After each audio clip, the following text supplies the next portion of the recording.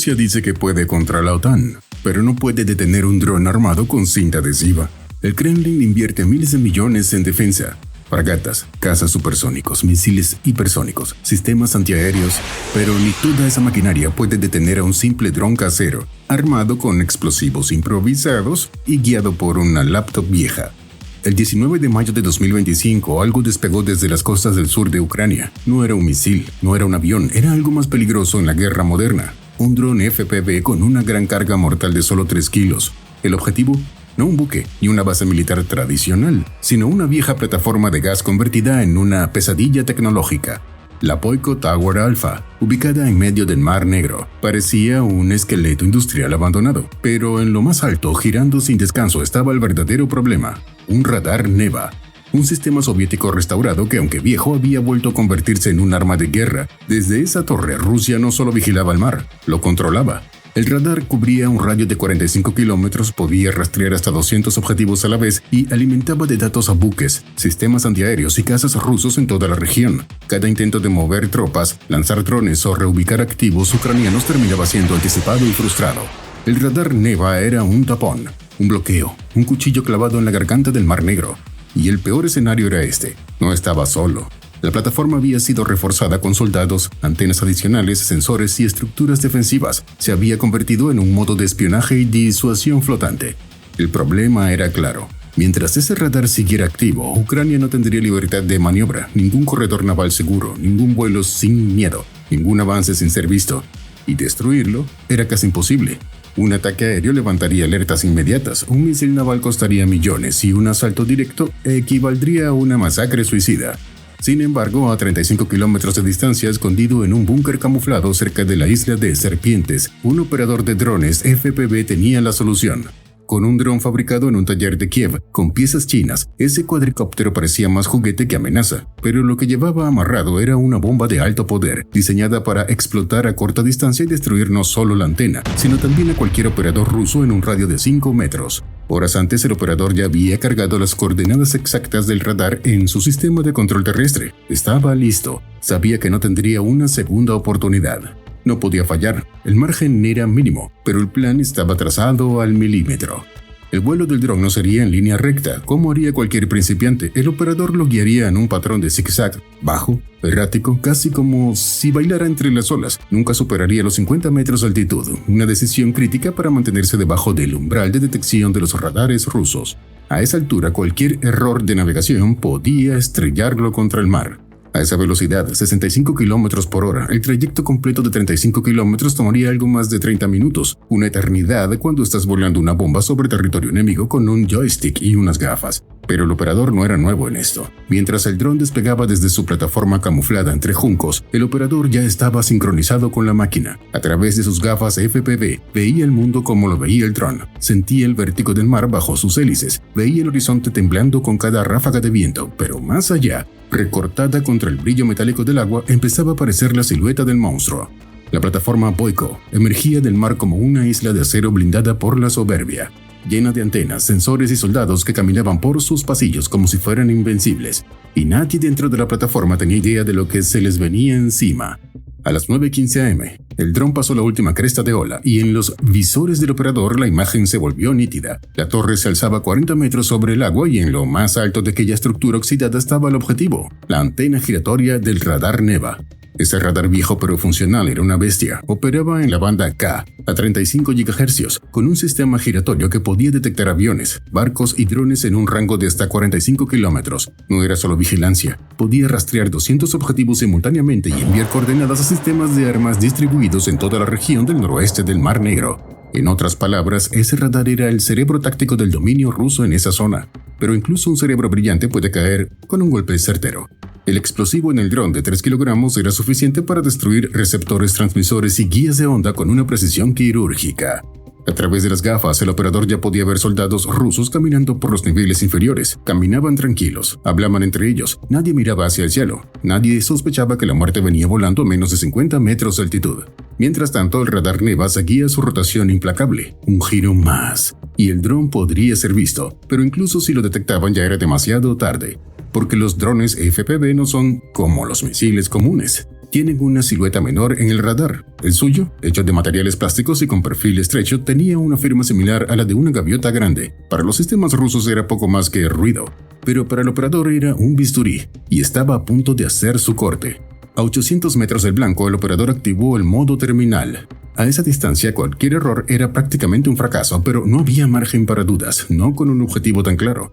Sin embargo, la belleza letal de los drones FPV es que no dependen de GPS ni de coordenadas programadas desde oficinas. Son armas quirúrgicas, pilotadas en tiempo real, con capacidad de corregir rumbo hasta el último segundo. A través de la cámara del operador, la estructura crecía en su campo visual. El radar Neva se acercaba. Los ingenieros soviéticos lo habían diseñado para resistir tormentas eléctricas, interferencias electrónicas y hasta ciberataques, pero no para soportar una carga explosiva impactando directo sobre su corazón. Su blindaje no era más que una carcasa de aluminio, pensada para proteger contra el salitre del mar, no contra una bomba casera volando a 60 km por hora directo al rostro. Y entonces, a solo 200 metros, los soldados rusos finalmente lo vieron.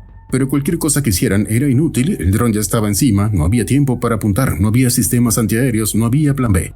Faltaban 10 segundos. El motor del dron zumbaba como un enjambre, las aspas cortaban el viento como cuchillas invisibles. El último tramo fue un suspiro, y luego el silencio se rompió. A las 9:20 de la mañana, el dron impactó contra la base del radar. Una explosión contenida, precisa, brutal. No fue un estallido masivo, fue una incisión mortal. Los fragmentos de aluminio, cables, sensores y estructuras salieron disparados en todas direcciones. El mecanismo giratorio del radar fue partido. Las guías de onda quedaron hechas trizas y el transmisor principal que hasta ese momento escaneaba el cielo fue reducido a chatarra humeante. En menos de un segundo, una de las herramientas más avanzadas del espionaje ruso en el Mar Negro quedó fuera de combate. Y todo gracias a un dron que costaba menos que un iPhone. Sin embargo, mientras el humo aún se elevaba de los restos calcinados del radar Neva, otra amenaza se acercaba silenciosamente desde el horizonte. A menos de 80 kilómetros de distancia, rompiendo las olas con la precisión de un cuchillo naval, avanzaba algo mucho más grande, más rápido y absolutamente letal. Un dron marino que parecía una simple embarcación, pero que llevaba escondido un arsenal capaz de arrasar con una manzana entera. Su nombre era Sea Baby. A diferencia del dron FPV artesanal que acababa de destrozar el radar, este vehículo fue desarrollado por el Servicio de Seguridad de Ucrania, con un propósito único: aniquilar objetivos navales fortificados, y la plataforma Boyko era el blanco perfecto. En su interior viajaba una carga explosiva de 1000 kilos de explosivos militares de alto rendimiento. Además, su carga explosiva no era convencional, no era una sola bomba. Era una composición de cargas moldeadas, colocadas estratégicamente en la proa, para detonar en secuencia y crear un efecto de demolición progresiva como si cada estallido activara el siguiente con precisión quirúrgica. En lugar de buscar una gran explosión única, el diseño buscaba destruir desde adentro, derritiendo acero, pulverizando concreto y desintegrando las entrañas de la plataforma. RDX y TNT, mezclados para lograr el máximo efecto explosivo, con temperaturas que superaban los 3000 grados centígrados al momento del impacto. Y por si su carga no fuera suficiente para sembrar el pánico, la manera en la que Sea Baby se movía era aún más aterradora. 2 motores internos de 200 caballos de fuerza conectados a propulsores a chorro de agua lo empujaban a velocidades de hasta 49 nudos, casi 90 km por hora, y todo eso mientras mantenía un perfil rasante tan bajo que prácticamente desaparecía en el radar. Incluso si un motor fallaba, el otro bastaba para cumplir la misión, porque este dron no estaba hecho para volver, estaba hecho para destruir. La navegación combinaba todo lo que una superpotencia temería: GPS militar, guía inercial, comunicación satelital en tiempo real. Su alcance hasta 1000 kilómetros. Pero lo importante no era cuánto podía viajar, sino con qué precisión podía golpear. Y en este caso, la precisión era absoluta. Los operadores humanos seguían conectados desde el comando a través de un enlace satelital encriptado. Podían hacer correcciones de curso hasta el último segundo, cambiar objetivos, cancelar o detonar en el momento exacto. Y si Rusia intentaba interferir con señales electrónicas, no importaba. El Sea Baby tenía canales de comunicación alternos integrados, un sistema diseñado para sobrevivir hasta cumplir su destino. Pero había un último detalle que lo volvía aún más peligroso. Esta vez el blanco no era un buque en movimiento, era una plataforma fija, mapeada, estudiada hasta el más mínimo detalle. La inteligencia ucraniana sabía exactamente dónde estaban los cuartos de almacenamiento, sabían dónde dormían los operadores rusos, dónde estaban las columnas de soporte. Y, sobre todo, sabían en qué punto exacto golpear para que toda la estructura se desplomara como un castillo de acero maldito. Aniquilar la estructura, volverla irreparable. Con el radar fuera de servicio, los soldados rusos en la plataforma estaban ciegos ante las amenazas desde el mar. Lo único que les quedaba era mirar al horizonte con sus propios ojos, sin satélites, sin sensores, sin red. Desde la cámara del Sea Baby los operadores podían observarlo todo.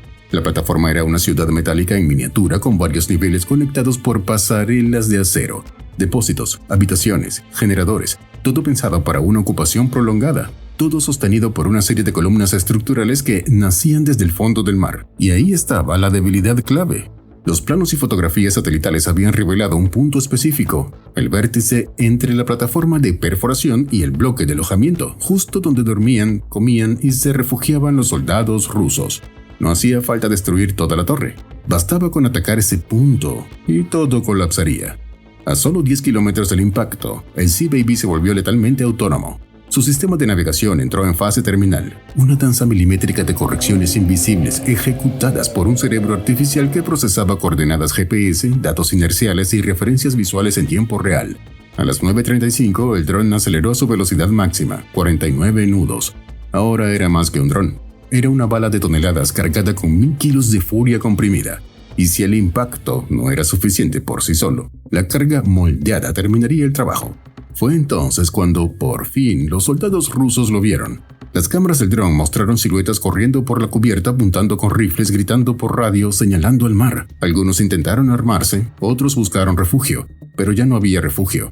La muerte venía sobre el agua, y venía demasiado rápido. Las defensas de la plataforma eran una broma.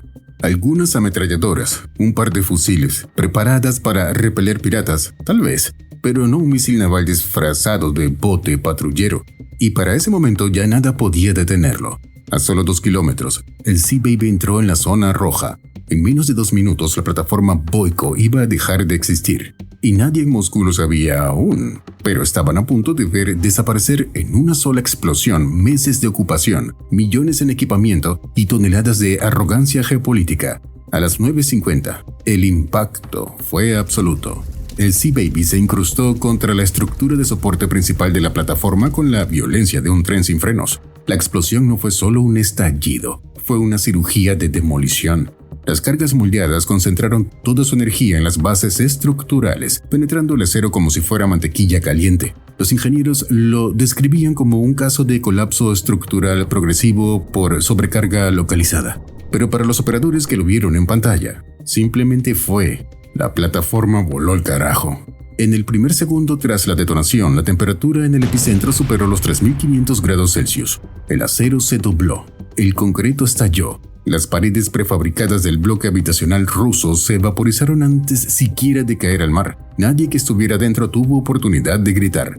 Pero eso fue solo el inicio. La Boyko Tower había sido diseñada como una red interdependiente. Cada pasarela sostenía otra. Cada columna era vital. Así que cuando una sección clave colapsó, el resto la siguió como un dominó oxidado. Los depósitos con equipo, municiones y combustible comenzaron a incendiarse. Cada explosión secundaria era como un eco del infierno. Los tanques de diésel destinados a alimentar generadores se convirtieron en bombas improvisadas. Y con cada estallido, las llamas subían más alto, más brillantes, más violentas. En minutos, una columna de fuego se elevó cientos de metros, visible desde satélites en órbita. Un obelisco de humo negro emergía desde el corazón del Mar Negro, como si la Tierra misma hubiera decidido vomitar su rabia contra una ocupación indeseada. 5 minutos después del impacto, ya no quedaba plataforma. Solo retorcidos esqueletos de acero, algunos aún de pie, otros sumergiéndose lentamente en el agua como ruinas de una era que había terminado en llamas. Lo que antes era una base militar flotante, ahora parecía el cadáver de un monstruo industrial abandonado por sus creadores. Lo poco que flotaba en la superficie eran restos ardientes, cubiertos de combustible derramado y metal fundido. Horas más tarde, imágenes satelitales confirmarían lo que ya era obvio: la Boyko Tower ya no existía. Ese símbolo de ocupación, control y superioridad había sido borrado por 2 drones ucranianos, y el mensaje fue invaluable. No importa cuánto robes ni cuántas torres construyas, si estás en suelo ucraniano, te vamos a hundir.